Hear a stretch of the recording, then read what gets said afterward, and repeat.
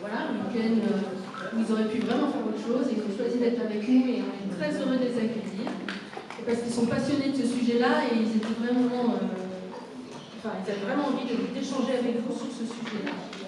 Alors il y a Agnès Michelot, donc, qui est enseignante à l'université. Agnès, c'est moi, qui est l'Université de La Rochelle. L'Université de La Rochelle, voilà, qui est juriste et qui a été présidente d'une Société française pour le droit de l'environnement. Voilà, Société française pour le droit de l'environnement, et qui a écrit un projet de loi projet de loi sur une seule santé au niveau national, qui est un projet de loi à peu près unique sur le plan international. On va parler d'une seule santé. Voilà, et on va parler de ça. Voilà. Donc à côté de moi, j'ai Hélène Caillé, donc, qui travaille, mais tout ça, hein, ils vous rediront un petit peu ce qu'ils font plus en détail après. Voilà, qui travaille donc à la CPN, donc la Caisse primaire d'assurance maladie, et qui essaye justement dans cet organisme, on voit la santé de façon beaucoup plus large, en prenant en compte tout ce qui se passe dans l'environnement où vivent les gens et qui peuvent avoir une influence sur la santé. Mais elle vous racontera ça très bien. Et puis Laurent Germain, donc Laurent, il est à l'Office français de la biodiversité. Donc c'est il vous dira aussi un petit peu ce que fait l'OFB, mais globalement ils font de l'éducation et de la protection et de la police de la nature. Voilà, il vous expliquera un peu tout ça pour protéger au mieux les milieux naturels, les espèces, et réguler un peu toutes les activités qui touchent à la nature et qui touchent à la nature. Donc, d'abord, peut-être vous expliquer un petit peu pourquoi on a choisi ce thème. Alors, si vous savez, le thème du 17 octobre qui nous attend en 2026, ce sera sur la paix en lien avec l'habitabilité de la planète. C'est-à-dire, on a mis en lien le fait de faire la paix pour garder une planète habitable. Et la paix, c'est quelque chose, alors quand on dit paix, on pense aussi de guerre, mais nous, on pense aussi que la paix, c'est la lutte contre la pauvreté, parce que la pauvreté, c'est une violence de la société, la misère est une violence, et donc c'est bien contre cette tant qu'il y a la misère, en fait, il y a une partie de la population qui ne pourra jamais être en paix. Et donc, voilà. Donc, le lien avec la paix, c'est aussi la lutte contre la pauvreté. Tant qu'il y aura, voilà, parce que la pauvreté est une violence. Et puis, l'habitabilité de la planète, en fait, c'est important aussi parce qu'il y a autre chose qui se dégrade beaucoup, c'est l'environnement. Et en fait, quand on est dans un environnement dégradé, c'est pareil, on ne peut pas avoir la paix, on ne peut pas être dans une planète où on se sent bien.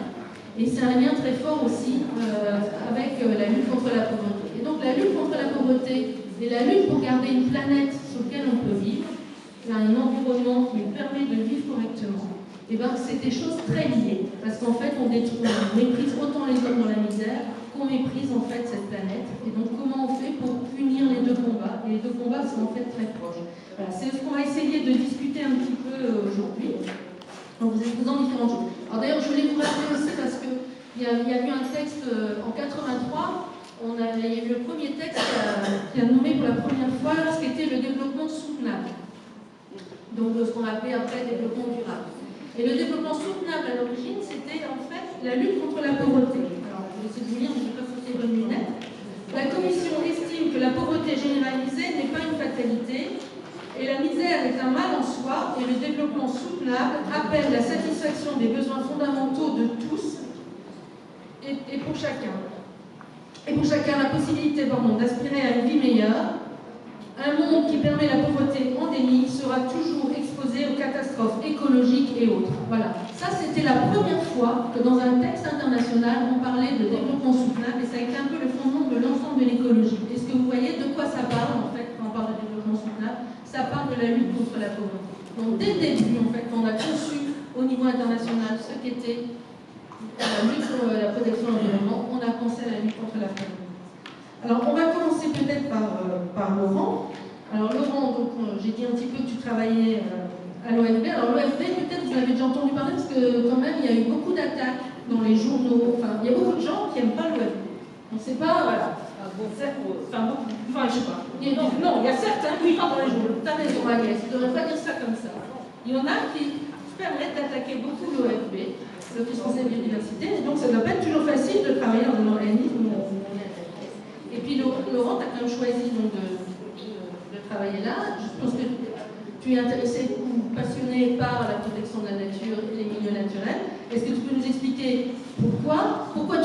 ça alors que ton fils il vit des jours pas toujours faciles, et pourquoi c'est si important et pourquoi c'est aussi difficile peut-être de faire ça. Bonjour à tous. Qui connaît l'OFB? Oh, pas mal. Attendez.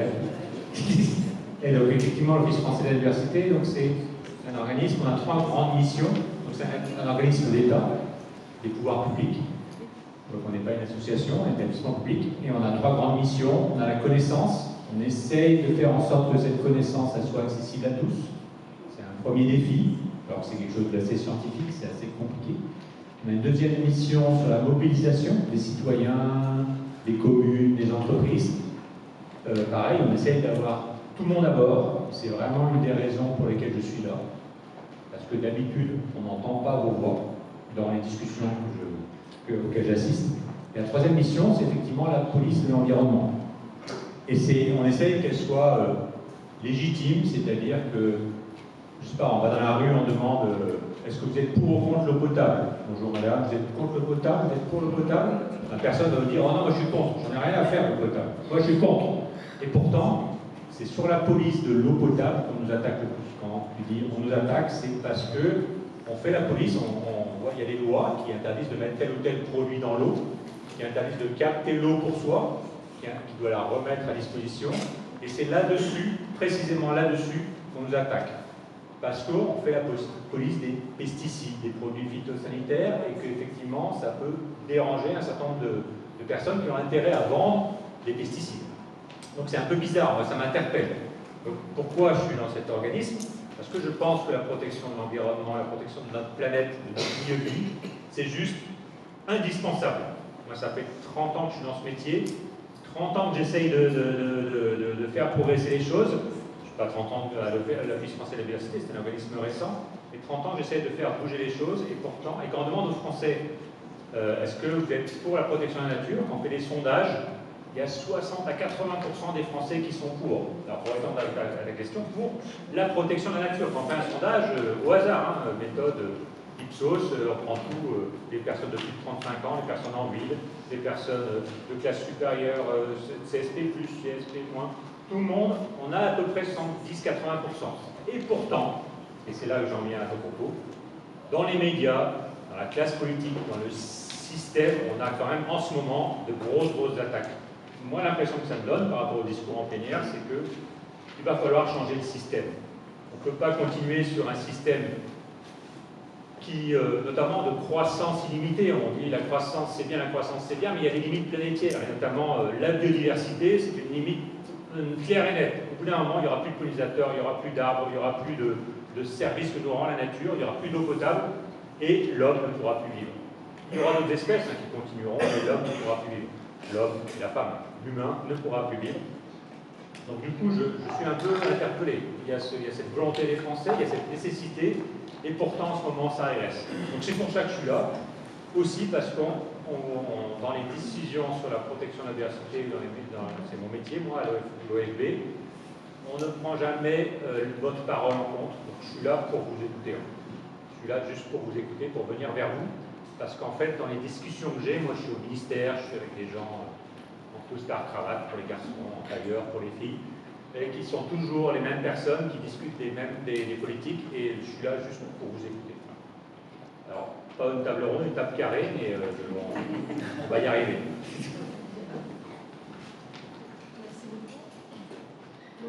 Hélène, je te demanderais si toi tu travailles plutôt dans le domaine de la santé, voilà, mais tu te définis aussi comme une éco-infirmière.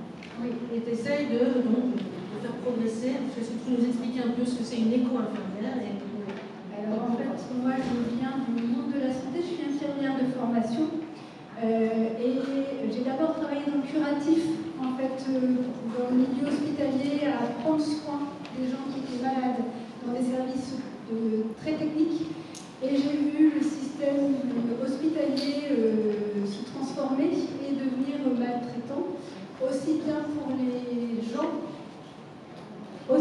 les gens, c'est mieux, merci, que pour le personnel.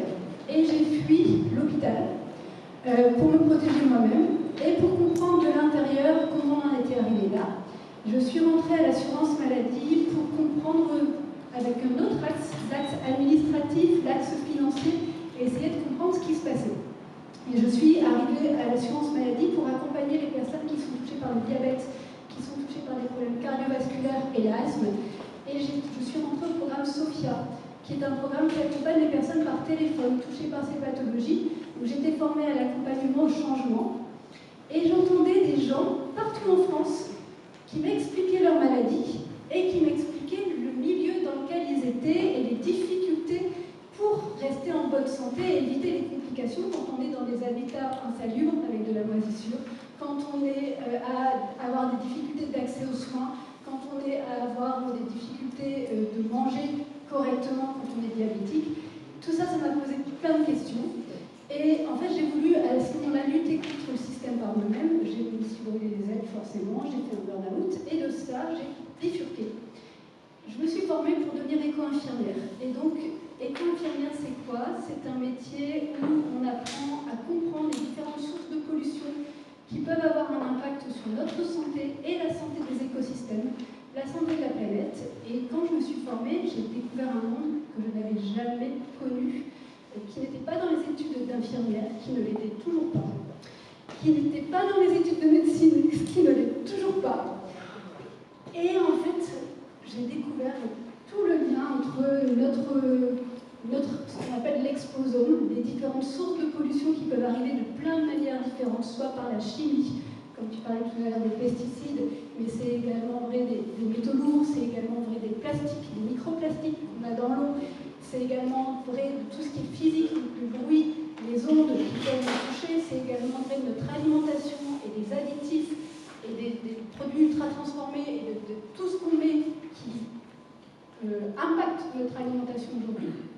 Et j'ai découvert tout ça et j'ai décidé de ne pas fuir le système et de rester dans le monde de l'assurance maladie et de le transformer de l'intérieur. Et donc aujourd'hui, j'accompagne le réseau à comprendre ces dynamiques, un pied dans le système. Je fais partie de la mission de Seule Santé au niveau régional et au niveau national, je sème des graines également. Mais c'est des systèmes qui ne sont pas simples à faire bouger. Donc là, je viens aussi à la rencontre des gens. Donc moi, une fois que je me suis formée, j'ai été voir les cultivateurs, j'ai été voir des gens de terrain. Et aujourd'hui, je viens vous voir vous aussi pour comprendre aussi tout ce que vous apporte ATD40 et toute votre vision à vous. Parce qu'on a besoin de croiser ces visions pour trouver des solutions aux crises. Aujourd'hui, multi-crises, on parle de crise climatique, on parle de crise sanitaire, on parle de crise économique. En fait, tout est interconnecté, et ça, j'ai vraiment compris. Il faut comprendre que si je passe par l'axe santé, vous absorbez dans votre vie, rien que par l'air que vous respirez, par l'eau que vous buvez et par l'alimentation que vous mangez tous les jours, 600 tonnes d'environnement qui traversent tout au long de votre vie et vont faire que votre organisme va se régénérer, va se développer et faire qu'il va être en bonne santé. Et forcément, on comprend que notre environnement, s'il est en mauvaise santé, va forcément être nous-mêmes en mauvaise santé. Aujourd'hui, on voit dans le système de santé, on voit des pathologies chroniques qui explosent, des cancers comme pathologies chroniques comme le diabète, l'asthme, aujourd'hui qui touche une majorité de gens. On voit et on pense toujours que c'est la faute aux gens. Et en fait, moi, on m'a appris ça en tant qu'infirmière. On m'a appris qu'il fallait changer les comportements des gens et que c'était à eux de faire des efforts. Et en fait, ce que j'ai découvert, c'est que 70% des déterminants de santé sont liés à des facteurs socio-économiques et environnementaux. C'est lié à l'accès à une alimentation saine, c'est lié à un hébergement correct, c'est lié à un revenu correct pour faire des choix vous permettant d'accéder à justement à un habitat et pouvoir vous protéger de ces sources de pollution. Et quand j'ai découvert ça, ça a remis complètement tout en question ma connaissance. Donc vraiment, il y a un lien direct et pour vous dire que ça, on le découvre aujourd'hui, on parle de santé, santé environnementale, une seule santé, santé planétaire. Là, on va prendre les limites planétaires, que je parlais tout à l'heure à Laurent. Tout ça, c'est la même chose. En fait, c'est des axes de compréhension qui se sont faits au fur et à mesure, mais nos ancêtres le savaient déjà. Et quand on revient à ce que disaient Hippocrate ou Héraclite, qui sont des gens qui ont vécu au temps de l'Antiquité, il y a très très longtemps, Héraclite disait l'état de santé de l'homme est le reflet de l'état de santé de la Terre. Donc il avait déjà tout compris.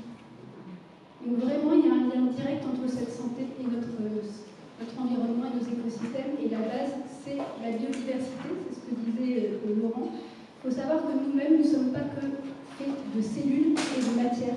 Nous sommes faits de biodiversité et nous avons beaucoup plus de biodiversité en nous que de cellules. Vous avez peut-être entendu parler du microbiote. Oui. Eh bien, on a plus de 100 000 milliards de bactéries dans notre organisme, de champignons, qui font notre santé et l'équilibre au niveau des inflammations, au niveau de la détoxification de notre corps, au niveau de notre immunité. C'est 80% de notre système immunitaire. Et ça, c'est en lien direct avec les écosystèmes. Merci beaucoup. Alors, Agnès, on va passer un peu sur un autre volet très complémentaire des autres. D'ailleurs, je travaille beaucoup avec d'autres et qui pourraient nous préciser aussi, parce que voilà, avec plein d'autres spécialités pour justement arriver à construire des réponses juridiques. Et alors pour nous, la misère, c'est vraiment une violation des droits humains. Et donc, on a vraiment besoin des juristes pour nous aider, parce que ce qu'on a essayé de faire comprendre, c'est que pour lutter contre la pauvreté, on a besoin de faire valoir des droits et de trouver les moyens de les rendre effectifs. Et en particulier, il y a un droit peut-être qui est reconnu aujourd'hui comme constitutionnel, donc important, enfin fondamental, qui est le droit à vivre dans un environnement équilibré et respectueux de la santé. Et donc, est-ce que tu pourrais nous dire plus en quoi le droit justement est important et ce droit-là, comment où il en est aujourd'hui et quels sont les portes un peu et pourquoi peut-être c'est important aussi de travailler avec d'autres, ce que tu ferais. Alors, merci de me donner la possibilité de m'exprimer. Alors, moi, je fais du droit, donc c'est-à-dire que mon objectif, c'est la justice. Et donc, mon objectif, c'est lutter contre les inégalités. Donc ça, c'est mon champ de travail. Donc, j'ai commencé en 1991 avec une ONG internationale qui s'appelait Enda Tiers-Monde. J'ai commencé à travailler sur la protection des plus pauvres dans les pays en développement. Voilà. Donc, juste pour vous expliquer d'où je viens. Quand on fait du droit, en ce qui nous concerne, le droit de l'environnement, le droit à un environnement sain a été reconnu au plus haut niveau juridique en France, donc dans la charte de l'environnement, ce qu'on appelle le constitutionnel, et c'est reconnu en droit international, comme ça a été dit tout à l'heure. Et en 2022, après 40 ans de combat, les juristes de l'environnement ont obtenu que le droit à un environnement sain pour chacun et chacune, donc pour les plus vulnérables, pour les plus faibles, pour les plus démunis, soit reconnu à part entière comme droit de l'homme. Et la base de droit à la vie, qui est le droit le plus fondamental, c'est la protection de l'environnement. On ne peut pas protéger le droit à la vie pour les enfants d'abord, les plus vulnérables, les personnes âgées qui sont aussi très exposées, pour toutes les générations, présentes et futures, avec des sols pollués, avec un air irrespirable, avec des canicules dans des logements indécents. Et donc, ça, c'est le fondement de ce travail. Après, tu as parlé d'effectivité, comment on défend ça. Eh bien, il se trouve que pour avoir travaillé dans beaucoup de pays en développement, quand je suis arrivée en France, je trouvais que c'était quand même très confort, parce qu'on a des politiques sociales. Pas dans tous les pays du monde qu'on a ça. Il faut juste mobiliser ces politiques sociales en tenant compte des risques sur la santé liés à tout ce qui vient d'être expliqué, les pollutions, et puis il y a la question du bien-être, psychologique même. C'est-à-dire, si vous n'êtes pas en contact avec la nature, si vous êtes dans des environnements pollués, oppressés, on l'a vu ce matin en plénière, où cette question de déchets, cette pollution sonore, visuelle, en permanence, ces pressions, vos droits sont bafoués. Voilà. Donc, on avance. Il y a des tas de recours qui sont faits, il y a des contentieux. Moi, mon but, c'est que ça soit mieux inscrit dans les politiques publiques de manière cohérente et La lutte contre les inégalités, c'est pour moi la base pour défendre aussi la protection de l'environnement. Alors, donc là, on a fait un peu, enfin, ils se sont bien présentés, on a couvert un peu le champ. Ce qu'on vous propose, c'est un petit temps dit en tortue, comme vous pouvez faire dans l'immigration populaire. On vous propose de vous mettre à 2-3 ensemble et de se dire qu'est-ce que j'ai compris, sur quoi j'aimerais bien qu'on aille plus loin, qu'est-ce qui m'interpelle dans ce qui a été dit. Voilà. Mais c'est plus sur le niveau qu'est-ce que je comprends et qu'est-ce que je trouve intéressant d'approfondir. Il y a, éventuellement, on va vous donner des petits post-it ou des choses comme ça, vous pourrez écrire votre question, parce qu'on n'aura pas forcément le temps de prendre toutes les questions et tous les points, mais par contre, on aura sur le document tous les points qui vous interpellent. Et puis après, on reprendra une deuxième phase d'intervention, enfin, à partir un petit peu de vos questions, et aussi à partir de qu'est-ce que chacun là, autour de la table, vous et nous, on peut mettre en œuvre justement pour avancer, et ce à quoi on va réfléchir aussi encore pendant 2 jours après dans les ateliers. Donc, c'est pas, voilà, mais on commence aujourd'hui à réfléchir ensemble après à ce qu'on peut mettre en œuvre et comment on peut agir. Ça vous va? Donc, voilà, vous mettez un petit groupe de 2-3 pour échanger sur ce que vous avez entendu, qu'est-ce qui vous pose question et quel point vous semble important. Comment améliorer la relation personnel-soignant et patients et familles à l'hôpital? D'accord. Alors, oui. Donc peut-être là, si on parle de vous, ça va, on va dire que c'est Hélène. Alors il y avait une autre question à Hélène là aussi qui avait été posée dans 2 papiers qui demandait un petit peu éco-infirmière, qu'est-ce que c'est ou qu'est-ce que ça existe, et peut-être qu'aussi en même temps on peut répondre aussi sur la relation patient. Oui. Alors, au niveau d'une éco-infirmière, on est nombreux, mais je ne suis pas capable de donner le nom. Je vous pose la question qui m'a été posée. Détailler l'activité d'éco-infirmière, le but, combien d'éco-infirmières en France, comment faire appel à une éco-infirmière, action collective individuelle. En fait, c'est un nouveau métier qui se développe. Il y a une carte des éco-infirmiers en France. On n'est pas que des éco-infirmiers, c'est parce qu'à la base c'est parti d'un infirmier, mais maintenant il y a des éco-médecins, il y a des éco-toxicologues, il y a plein de gens qui se forment à l'IFSEN, l'Institut de formation en santé environnementale. Et il y a une carte qui existe, vous allez sur le site de l'IFSEN, Institut de formation en santé environnementale, et vous avez une carte avec les personnes qui y sont. Le but d'une éco-infirmière, c'est déjà de se former à tout ça et de sensibiliser la population à ces différentes sources de pollution et ensemble trouver des solutions pour pouvoir un minimum s'en protéger et faire bouger les choses. Donc il y a des gens qui sont à leur compte, beaucoup d'éco-infirmiers qui sont à leur compte, c'est pas encore reconnu. Moi j'ai décidé de rester dans le système Sécu et d'essayer de le faire bouger de l'intérieur. Voilà.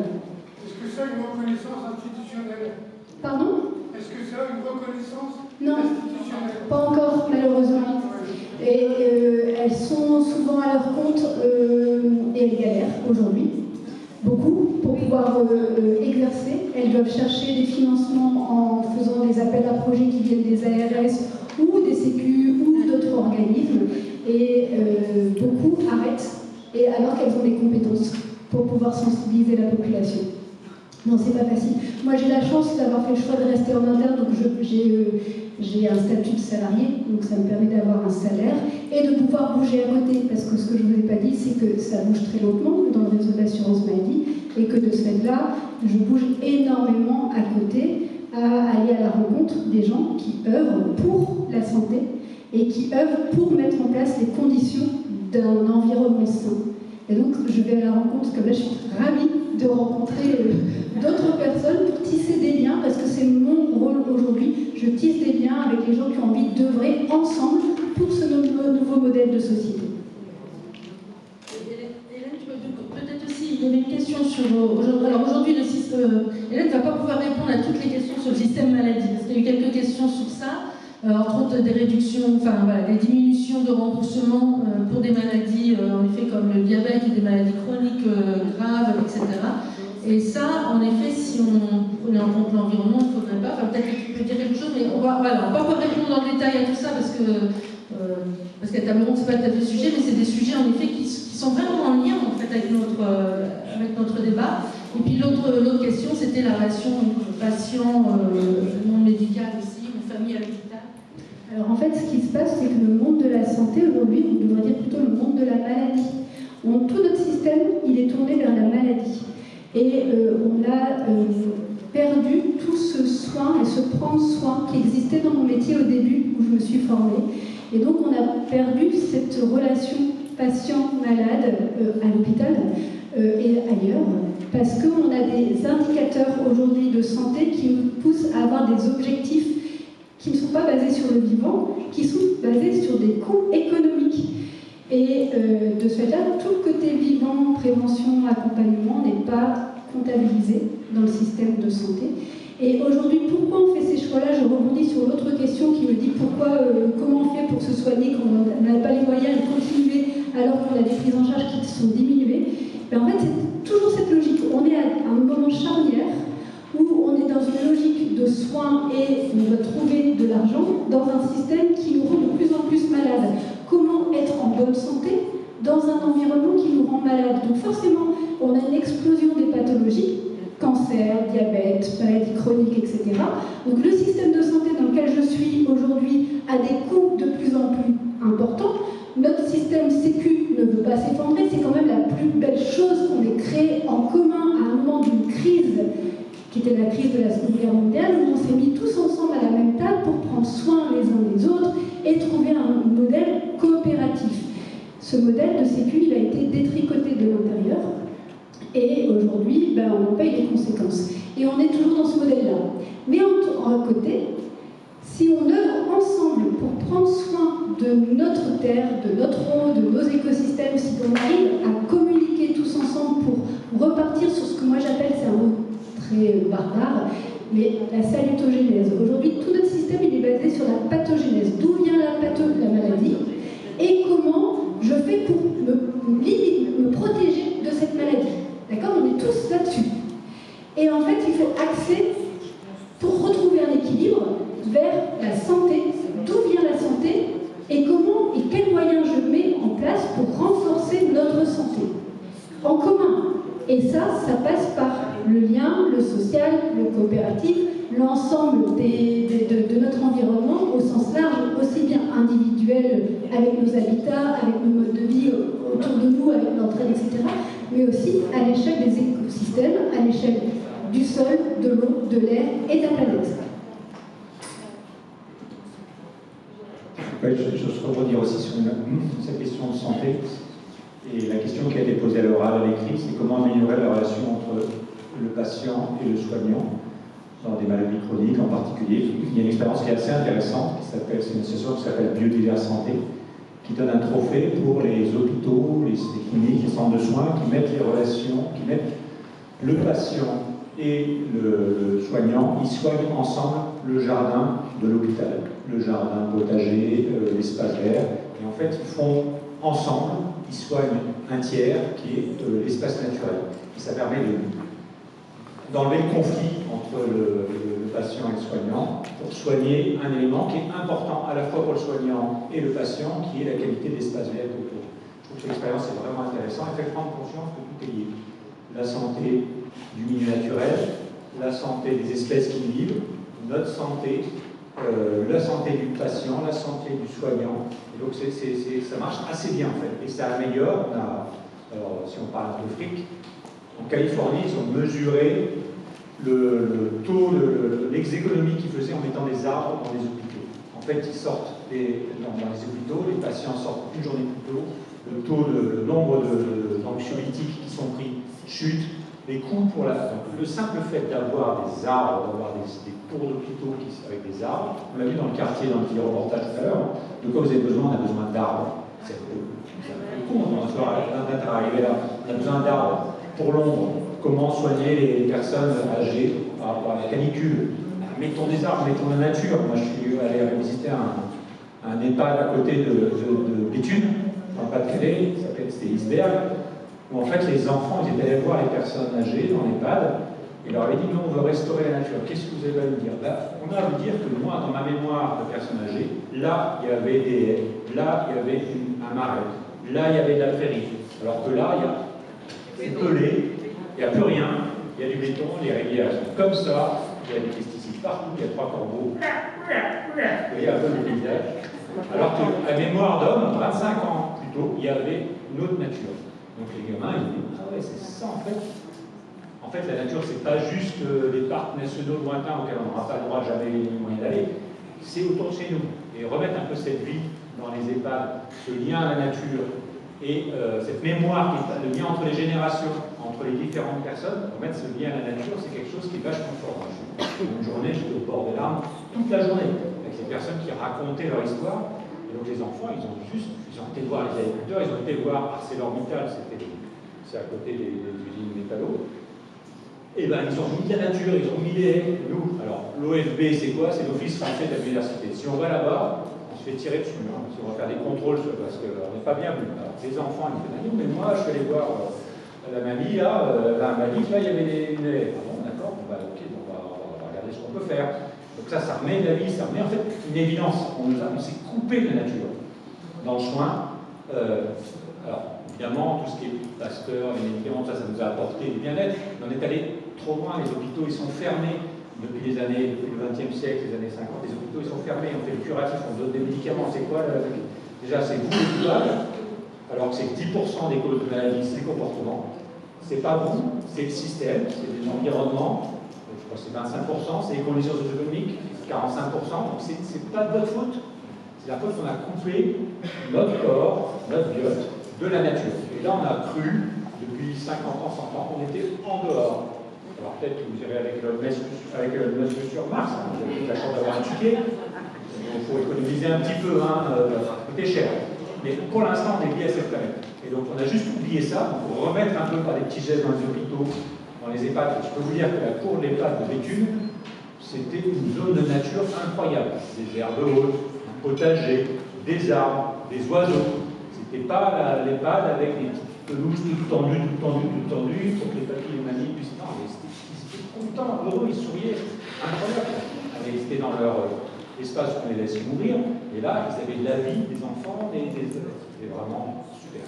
Donc ça, c'est remettre ce lien. Donc c'était une question. Alors, ça veut dire aussi, enfin, je termine juste, je suis un peu long. On parlait de pollution, des questions sur la pollution de l'air, on est une station d'épuration, on ne veut pas y aller. Est-ce que les pollutions nous touchent? Bien sûr qu'elles nous touchent. Alors, évidemment, on a des seuils, des normes. Tout ce qui est en dessous du seuil des normes, ça ne nous touche pas. Ça ne nous touche pas. Dès qu'on met une molécule étrangère à la nature, forcément, ça nous retombe dessus. Alors, les polluants éternels, les pollutions, il ne faut pas être alarmiste. Elle nous apporte plein de services, elle soigne, elle guérit, elle est pure. Il faut en prendre soin. Il y a un truc que je raconte souvent, vous avez peut-être vu quand vous étiez petit, le cycle de l'eau. L'eau, elle tombe, elle descend dans la rivière, elle va dans la mer, elle s'évapore, les nuages, elle retombe, etc. Voilà. Sauf que l'eau, elle passe par nous. C'est juste un truc qu'on ne met pas dans le cycle de l'eau, c'est qu'elle passe dans notre bouche, elle passe dans notre corps, elle transpire, on transpire, tout ça. On est des êtres humains, elle passe par nous, l'eau. Elle passe à nous avec tout ce qu'elle a à nous passer. Les pesticides, les médicaments qui restent, les microplastiques. Donc c'est juste prendre conscience qu'on n'est pas en dehors du cycle de l'eau. Il n'y a pas le cycle de l'eau. D'un côté, les rivières, et puis nous, d'un autre côté, on est en genre un robot. Non, non, ça passe par nous. Prenons conscience de ça.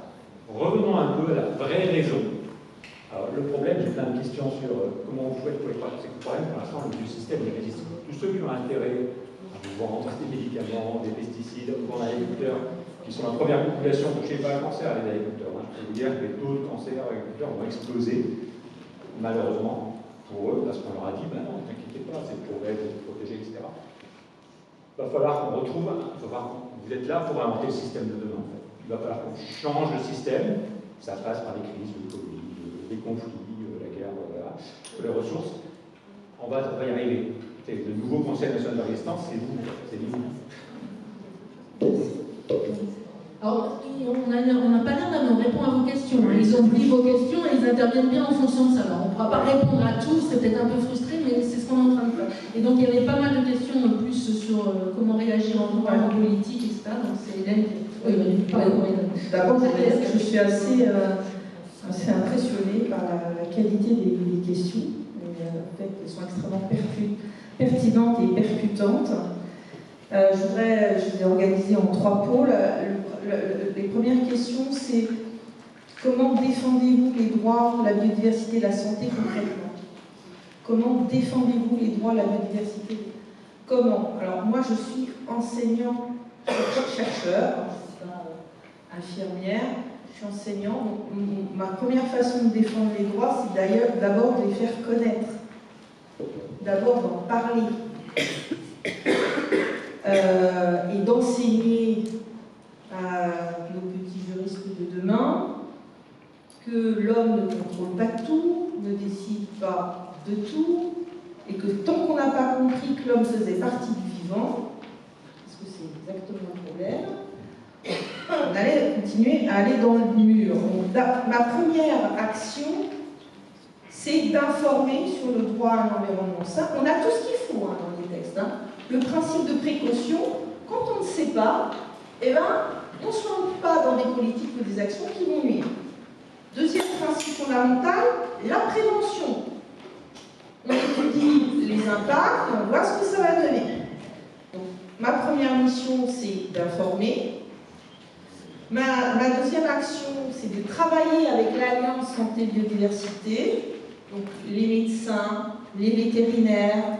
Par exemple, vous avez peut-être des animaux de compagnie, vous leur mettez certains produits pour qu'ils n'aient pas certains inconvénients, eh bien, c'est un risque pour votre santé. Quand vous mangez certains aliments qui sont pleins de pesticides, ça se retrouve aussi évidemment dans votre corps et dans votre vivant. Donc ma deuxième action, c'est de travailler avec des spécialistes comme les médecins et les vétérinaires qui nous expliquent que tout ça est lié. Et moi, mon boulot de juriste, c'est de mobiliser du droit qui existe en disant mais attendez, là c'est n'importe quoi, c'est en violation du droit. Et s'il y a des trous dans la raquette, et il y en a, à ce moment-là, de dire qu'il faut faire une norme qui va boucher le trou dans la raquette. Ça, c'est la deuxième mission. Alors, des exemples concrets, eh bien, en fait, quand la loi santé biodiversité, donc les médecins, les vétos, les DREAL, c'est-à-dire les responsables dans les régions, les ministères, un peu moins, mais beaucoup les gens sur le terrain, sont venus me voir, parce que je travaille sur un principe juridique qui s'appelle la solidarité écologique. On dit qu'on n'en peut plus, on a des initiatives. Un exemple, les paniers repas pour les femmes enceintes, pour les protéger au maximum pendant cette période critique. Eh bien, nous on fait ça à notre échelle, mais on peut quand même aller plus loin. Et donc on a dit qu'il faut une loi cadre pour protéger toutes les santé, pour protéger le vivant. Et donc ça c'est mon job, c'est ça ce que j'ai essayé de faire. Deuxième question, au niveau de la pédagogie, vous avez vu que c'était en lien avec ce qui a été dit, pour faire comprendre le rôle des lois de la protection de la nature. Par exemple, une action concrète, on forme les magistrats. Parce que les magistrats, vous en avez peut-être rencontré dans votre pays, je ne vous souhaite pas, mais ils casent entre une attaque à main armée et un viol, les atteintes à la rivière. Donc je ne vous dis pas comment ils gèrent ça. Préjudice écologique. Donc, un de mes boulots, c'est d'expliquer aux magistrats ce qu'est le droit de l'environnement et ce qu'ils peuvent en faire pour protéger les gens, pour qu'ils ne soient pas contaminés. Moi, je suis à La Rochelle, c'est super La Rochelle, je suis dans une petite commune, 7 cancers pédiatriques. 7. D'accord? Donc, c'est bizarre, pourquoi ces enfants sont tous contaminés et se retrouvent au CHU de Poitiers? D'accord? Oh, il y a peut-être un lien avec les pesticides. Oh, c'est pas Italie. Donc, mon rôle, principe de précaution, c'est d'activer auprès des familles leurs droits. Vous avez le droit de savoir ce qui se passe pour vos enfants.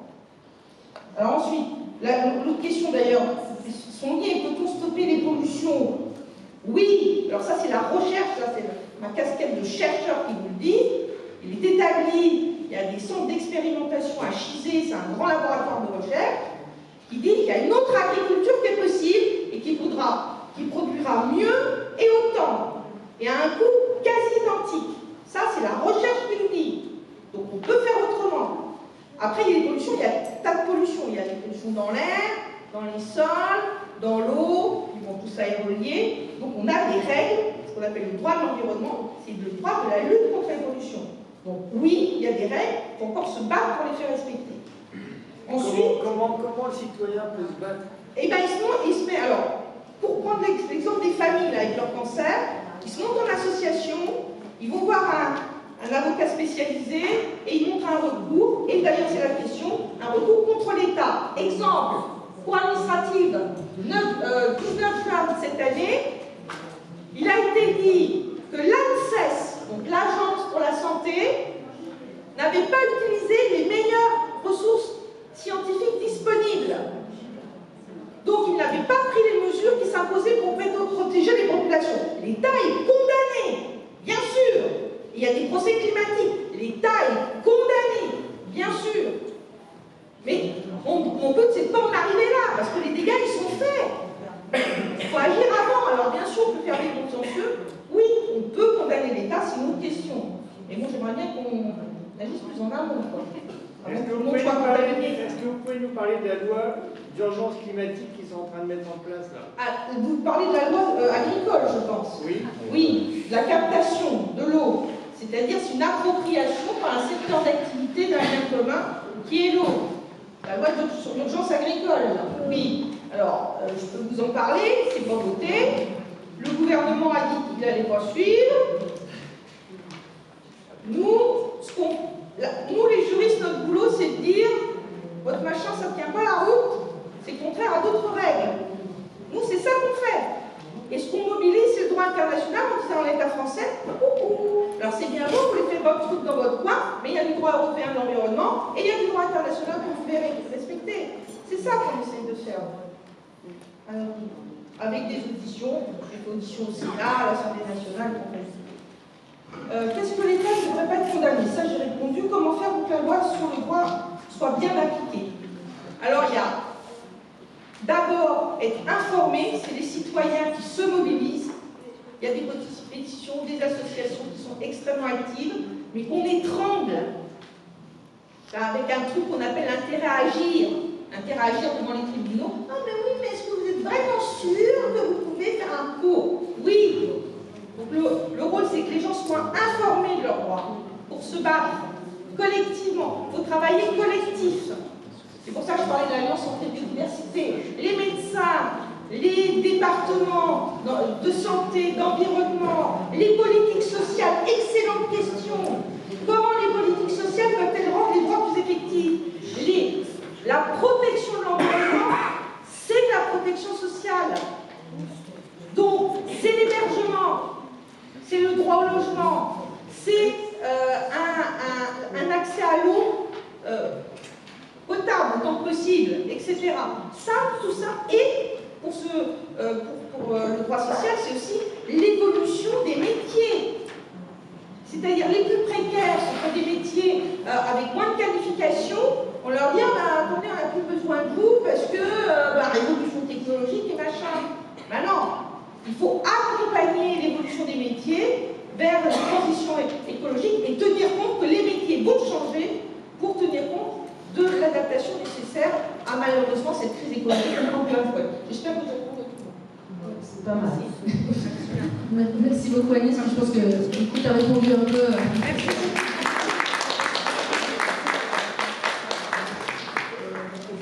Voilà, peut-être qu'on va passer un peu à la suite de notre table ronde, parce que là, en fait, dans le débat, ce qu'on a montré un petit peu, c'est qu'il y a toutes les activités en fait, qui créent de la dégradation de l'environnement.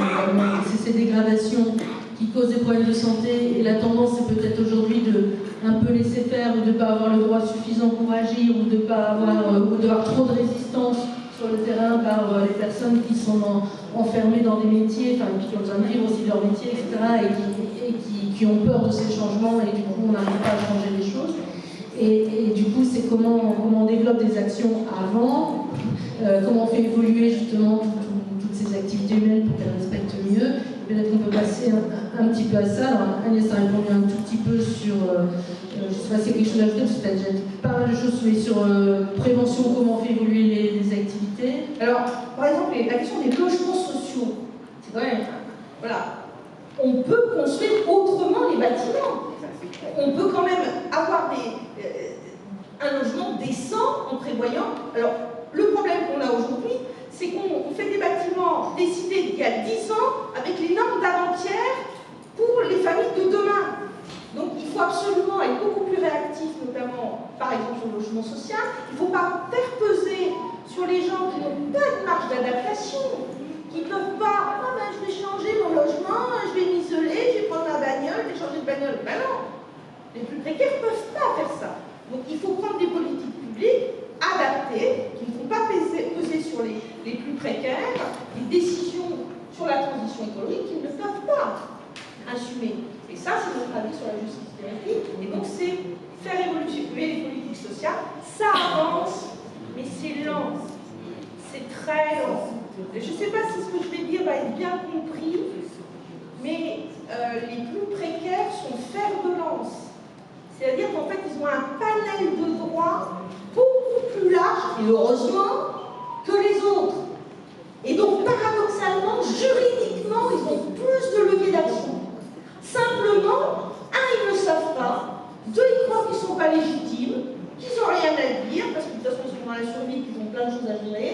Et donc, on a du mal, effectivement, à faire entendre cette parole légitime. Et donc, nous, juristes, à la portée, parce qu'on a des leviers juridiques pour le faire. Et donc, les obstacles sont aussi à la base. C'est compliqué. Alors, merci de ce que tu viens de dire, parce que je pense que ça veut dire... Alors, peut-être que nous, à TD, on n'aurait pas dit ça comme ça, mais ce qu'on aurait dit, c'est que pour... Non, mais c'est très bien, parce que je pense que justement, c'est se dire qu'il faut qu'on travaille plus ensemble pour trouver le langage commun et dire ça. On aurait peut-être dit qu'il faut associer les plus pauvres à la construction des politiques publiques à tout prix, parce qu'on sait qu'en partant de leur situation, on trouvera des réponses bonnes pour tous, parce que c'est eux qui ont le plus de mal à atteindre leurs droits, parce qu'il y a beaucoup d'obstacles, et que donc il faut arriver à lever tous ces obstacles, et il faut que ces obstacles soient entendus, en particulier par le juridique, et par ceux qui construisent des politiques, pour trouver les solutions. Et voilà, je pense que on a dit à peu près voilà, la même chose, et donc on va...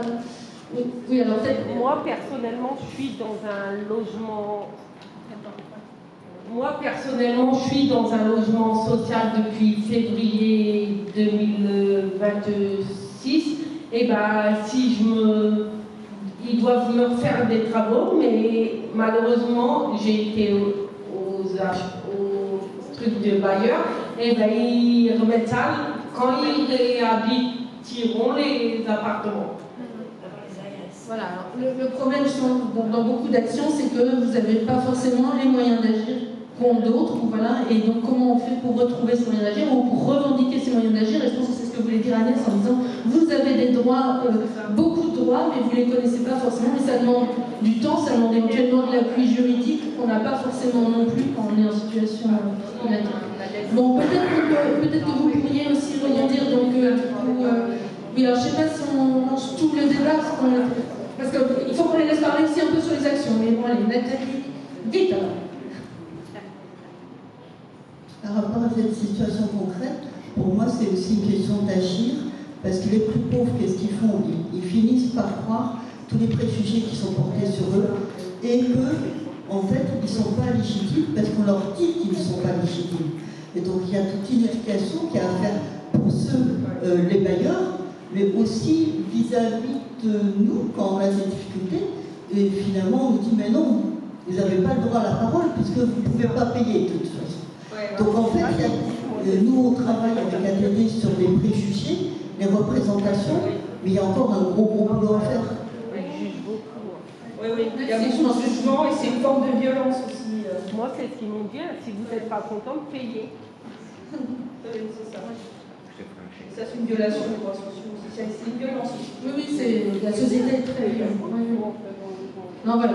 Donc peut-être pour répondre à tout ça, on va peut-être voir un petit peu quels sont un peu nos invités, qu'est-ce qu'ils proposent aussi ou qu'est-ce qu'ils font au sein de leur structure pour essayer d'aller plus loin. Et après, on pourra rééchanger un petit peu si nous reste du temps pour voir comment nous, on peut travailler plus ensemble pour avancer sur ces pistes-là, ou comment le combat des plus pauvres peut rejoindre, peut pleinement participer à ces combats. Oui, alors Agnès va nous quitter plus rapidement. Oui, alors en fait, sur les trous dans la raquette, ce qui manque maintenant, à notre avis, communauté, médecins, métaux, ONG, environnement, c'est une loi cadre sur une seule santé, parce que pour le moment, ce qui se passe, c'est tout ce dont on parle, le logement à côté, la santé de l'autre, la biodiversité sur un truc à part, le climat, c'est encore des autres mesures. Eh bien, tout ça, il faudrait que ça tienne ensemble de manière cohérente. Il faudrait renverser le système. système, parce que chacun est dans sa petite tour, là, dans son petit précaré, dans les politiques publiques, chacun dans son silo, là, dans sa petite case. C'est pas comme ça qu'on va changer le système. Donc, nous, on travaille ce qu'on appelle sur les compétences, c'est-à-dire le qui fait quoi, ensemble. Et donc, c'est ce qu'on essaie de porter avec l'Alliance Santé Biodiversité, pour que tout ça reprenne du sens et de la cohérence. Et en matière de santé biodiversité, je peux vous dire qu'il y a du boulot. Et tant qu'on n'aura pas désiloté, donc changé les gens dans leur case, les décideurs publics, comme on dit, on n'avancera pas. Donc, en tout cas, moi, mon rôle, c'est à la base, à l'échelle nationale, d'inverser ça. Avec l'Alliance Santé Biodiversité, on travaille de manière concrète. Il faudrait faire l'inverse, mettre à la place des pauvres ceux qui sont dans leur bureau pour voir s'ils arrivent à s'en sortir avec 400 ou 500 euros par mois. Alors en fait, bon, ça c'est de la sociologie, mais c'est pas si simple. Vous avez des gens dans des bureaux qui viennent aussi du milieu précaire. J'expliquais tout à l'heure quelle était ma situation, que j'ai vécu dans deux milieux sociaux très différents. Un milieu socialement extrêmement, on va dire, défavorisé, si on peut dire, un milieu très favorisé. Et on a quand même, c'est pas, entre guillemets, si évident, on a des gens qui ont connu de la précarité, qui adaptent quand même, on l'espère, mais ils n'ont pas les leviers dans les services dans lesquels ils sont pour changer le système. Mais vous avez raison de revenir au concret. Moi, ce qui m'a toujours beaucoup frappé, c'est à quel point on parle pour vous, quoi. À quel point il y a des gens qui parlent pour vous, quoi. Et sans connaître effectivement les situations que vous vivez. Nous, on a un truc qui s'appelle la démocratie, quoi, environnementale, c'est-à-dire ceux qui ont les plus de besoins, il faudrait les entendre le plus. Donc c'est ça. C'est ça. Oui, je comprends. Quand on a les moyens, tout le monde est entendu. C'est ça. Wow, c'est ça. Mais voilà. Inverser les situations, oui, je comprends, et c'est ce qu'on n'arrive pas à... Merci. Je pense que voilà, on échange. Non, on va peut-être passer quand même, on va essayer d'avancer par rapport. Je sais pas si vous. Merci Agnès. Agnès avait un train et non, pour pas qu'elle s'en aille. Merci Agnès.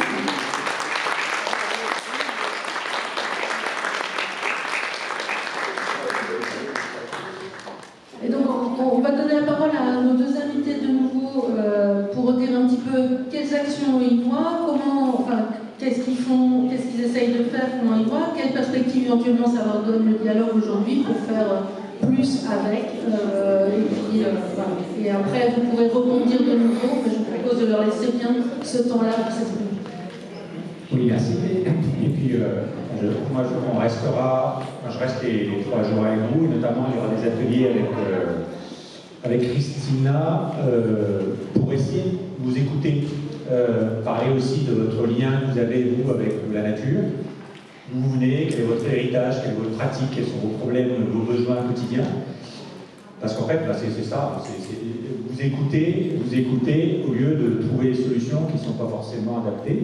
Première chose. Deuxième chose, c'est un bouquin qu'Atelier a publié, c'est que, en fait, c'est les personnes les plus dans la précarité qui sont les plus sobres, qui consomment moins d'essence, de pétrole, etc., et qui sont accusés de faire le plus de pollution. Alors c'est eux, enfin, qui trouvent des solutions sobres, efficaces. Prendre un exemple qui est peut-être un peu caricatural, mais on a une belle résidence avec piscine qui respecte le plan local d'urbanisme, et puis à côté, on a une cabane qui peut-être ne respecte pas, mais elle fait beaucoup moins de dégâts que la résidence avec la piscine. Et pourtant, c'est la cabane qu'on va aller détruire, y compris mes collègues qui vont aller faire du contrôle. Vous n'avez pas respecté le permis de construire parce que vous n'avez pas de permis de construire alors que l'autre là. Donc ça, c'est une forme d'injustice. Sur le logement, il y a des communes comme la ville de Strasbourg, alors c'était la précédente mesure, mais j'espère que celle qui est en place la poursuivra, essayer de mettre des logements sociaux dans les espaces naturels de belle qualité. Il y avait une question sur pourquoi on réduit les pollutions que dans les centres-villes ou les quartiers riches. Et bien mettre les logements sociaux aussi dans les beaux espaces naturels, etc. C'est très compliqué, parce que ceux qui sont dans les quartiers riches, ils ne veulent pas de logements sociaux, ils veulent garder les espaces naturels pour eux. Mais il y a une vraie politique, c'est les deux l'aspect urbanisme, habitat, accueillent des personnes de logements sociaux, c'est vraiment important, qui bénéficient aussi d'un espace naturel en qualité. Quand vous avez des taux d'espace vert, c'est surtout dans les quartiers riches par rapport aux quartiers en HLM par exemple. Donc ça, c'est des actions que certaines villes essaient de mettre en place. La ville de Marseille aussi a mis un réseau de ce qu'ils appellent les friches urbaines naturelles. Ils ont des dizaines de friches. Alors friche, c'est un mot qui n'est pas bon, mais ils en font quelque chose de positif, quelque chose de beau avec des plantes mellifères, des abeilles, quelque chose où on apprend à avoir le lien avec la nature, on apprend justement le lien intergénérationnel entre les cultures de différentes communautés. Et donc ils ont, au lieu d'en faire un truc un peu délaissé, friche, dans l'esprit c'est quelque chose de mal, de moche, on y met les déchets, on y met les seringues, on y met ce qu'on veut, ben là on fait quelque chose de positif qui relie les habitants entre eux. Ça, c'est une belle. Donc, ce type d'initiative, on essaie de repérer, de soutenir des collectivités qui essaient de mettre ça en place. Autre exemple, sur l'alimentation, évidemment, ça coûte cher d'acheter de l'alimentation de qualité par rapport à des poulets qui viennent de l'autre bout du monde, qui est pesticide, ça coûte plus cher en fait que d'acheter de l'alimentation de qualité. Donc, on soutient aussi des réseaux. Il y a un réseau qui s'appelle par exemple le réseau VRAC, qui met en relation des agriculteurs, des producteurs, des consommateurs. C'est une petite initiative qui nous intéresse. Une anecdote là-dessus, une anecdote qui est révélatrice, l'agriculture biologique s'est cassée la figure parce que les lobbies ont voulu casser l'image de l'agriculture biologique par des contre-labels.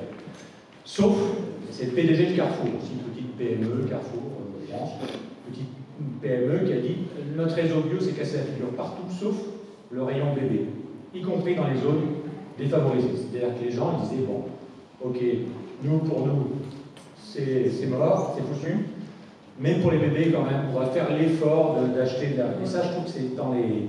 On parlait d'éducation, le lien entre santé, biodiversité et agriculture biologique, il est fait. Donc, par contre, il faut passer à l'échelle. Il faut qu'une agriculture biologique soit vivable pour les agriculteurs, pour les cultivateurs, pour les paysans. Actuellement, ce n'est pas le cas. Il faut que les aides aillent vers eux. Donc ça, c'est notre boulot d'essayer de faire bouger ça. C'est pas facile. Mais il faut que l'alimentation de qualité saine, l'eau potable de qualité saine, les zones sans pollution saines, soient aussi accessibles à l'ensemble des populations. Nous, avec la télécarbone, on essaie d'aller vers un nouveau contrat social. Un contrat social, on voit bien que tout le monde se tape dessus, les écolos contre pas les écolos, les agriculteurs contre l'OFB, les urbains contre les ruraux, les riches contre les pauvres, etc., les différents pays de la planète. Donc, ils vont faire un contrat social après ces crises, la Covid, la guerre dans le détroit d'Ormuz, etc. Donc il va falloir retrouver un contrat social et on pense vraiment que la question de recomprendre qu'on est lié au vivant, le vivant, la nature, ce qui nous constitue, ça sera un peu le ferment, la base de ce contrat social. Et donc on n'aura plus des indicateurs de type ce qui compte, c'est de limiter la croissance. Ok, ça c'est quelque chose qu'on a décidé après-guerre, après Bretton Woods en 1947. Mais ce n'est pas une norme, c'est qu'on a décidé de croire à ça. Ça nous a apporté du développement. Maintenant, il faut que les indicateurs, ça soit des indicateurs du soin à l'être humain, du soin aux écosystèmes, aux autres espèces. Donc plus on prendra soin les uns des autres, plus la société se ressoudra et redeviendra plus cohésive. Cette question du contrat social autour du soin, autour de la place du vivant, et sur lequel on croit, c'est pour ça que je suis là, c'est pour ça qu'on va faire des ateliers pour recueillir un peu votre point de vue. Un autre problème dont on souffre, et je termine là-dessus, c'est que nos politiques, en fait, y compris celles que je porte moi, y compris celles de mon organisme, on est devenu quelque chose d'assez techno, assez scientifique, assez inaccessible. On ne parle pas aux gens, on ne va pas chercher leurs attachements, leurs liens, leurs besoins. On a des normes, des choses comme ça, et du coup, on rejette les classes les plus populaires, les plus défavorisées, ils rejettent l'écologie parce qu'on a l'impression que c'est les accusent eux. Donc, je suis venu recruter, c'est quels sont aussi vos... Vous avez fait un travail de balade sensible avant de venir ici, dans un atelier, on va voir qu'est-ce qui est important pour vous, qu'est-ce qui est bien, pas bien, comme on a vu dans le petit film dans le quartier de l'Île-des-Villes. Qu'est-ce qui vous fait peur, qu'est-ce que vous aimez, qu'est-ce qui vous fait du bien. J'ai été vachement frappé dans le témoignage, c'est notre valeur, c'est notre cohésion, c'est notre solidarité. Et ça, c'est vraiment... il y a la santé aussi, c'est la santé physique, mentale et sociale. Et cette cohésion sociale autour de ce qui nous relie au vivant, je pense que c'est vraiment une solution d'avenir. Plein d'exemples, j'ai cité quelques-uns, mais il y a plein d'exemples positifs sur lesquels on voit que ça bouge sur le terrain et qu'on va trouver des solutions ensemble. Bravo. Merci beaucoup. Bravo.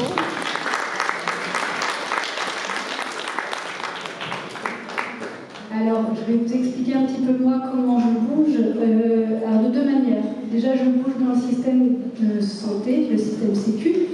Au niveau de l'assurance maladie, il faut savoir qu'il y a une prise de conscience qui se fait dans mon système administratif, où il y a un manifeste qui a été créé, qui s'appelle Transition Action, où on essaye de mobiliser l'ensemble du réseau de l'assurance maladie, c'est-à-dire les CAF, les CARSAT, donc tout ce qui est également santé au travail, et le réseau de l'assurance maladie en lui-même, autour de ces sujets de santé environnementale. Donc déjà, on est en train d'acculturer nos équipes.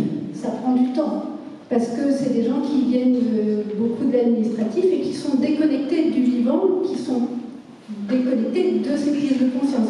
Donc on est en train d'acculturer tout le monde et de mobiliser l'ensemble du réseau d'assurance maladie sur une première action, celle des perturbateurs endocriniens.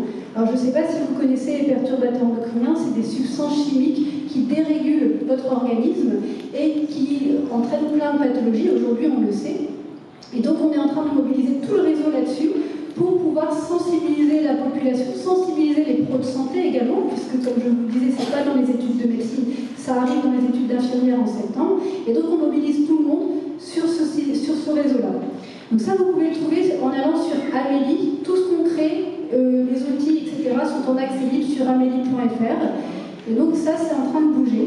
On va bouger sur l'alimentation également, alors comme on peut.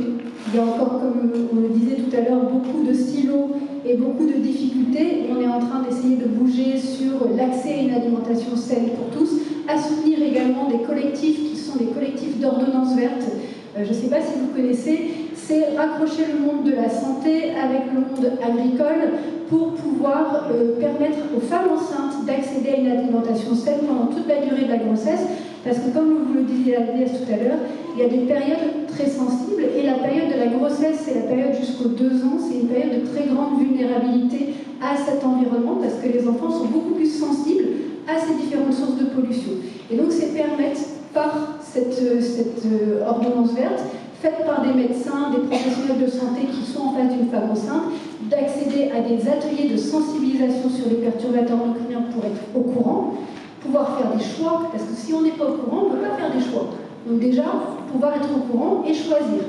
Et ce qu'on transmet au sein du réseau de l'assurance maladie, c'est un polluant en moins, c'est une chance en plus. Déjà, vous ne pouvez peut-être pas agir sur tout, mais il y a des petites choses que vous pouvez faire à votre niveau. Et donc pour ça, il faut le savoir. Donc ça, c'est le premier atelier. Et puis ensuite, ces femmes enceintes, elles ont accès à des paniers de fruits et légumes bio locaux. Ça soutient le monde agricole local, bio. Ça soutient la dynamique de l'eau, ça soutient le sol, l'air, etc. Mais ça soutient surtout une alimentation saine par derrière. Mais ça ne suffit pas.